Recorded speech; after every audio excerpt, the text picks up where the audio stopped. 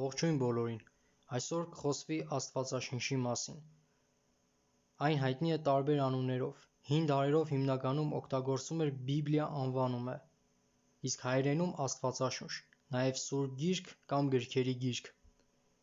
Ինչ գիրք է այս, ում կողմից է գրվել և ինչ ժամանակահատվածում։ Հիմա գանք քայլ առ քայլը։ Գիրքը գրվել է Քրիստոսից առաջ 15-րդ դարից սկսած մինչև Քրիստոսից հետո առաջին դարը, այսինքն Մովսես Մարգարեից սկսած, որը գրել է առաջին գրքերը, մինչև Հովհաննես առաքյալի մարգարեական տեսիլքը,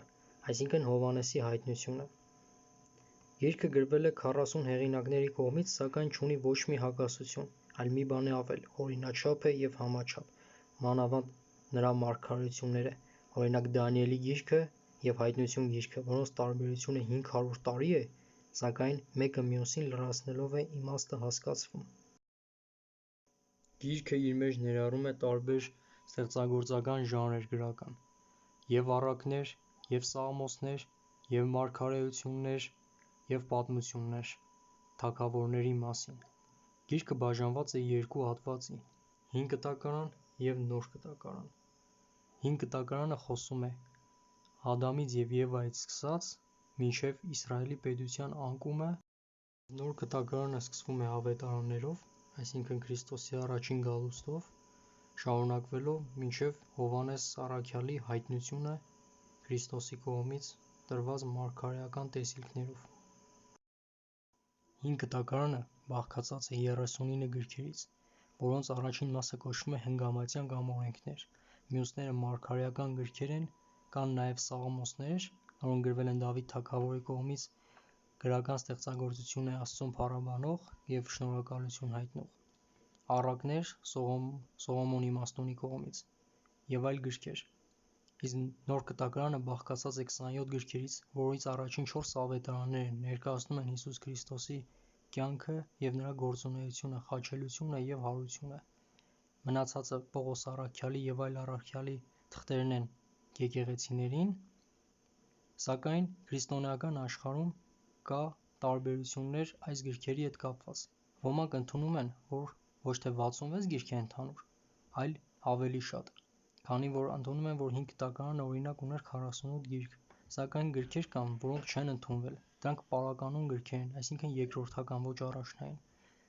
Դրանցում ասվում է տարբեր բաներ, որոնք քրիստոնեական ուսմունքի հետ համարժեք չեն։ Տարբերություն կա քրիստոնեական ուսմունքի և այդ գրքերի մեջ, այսինքն հակասում է վարդապետությանը։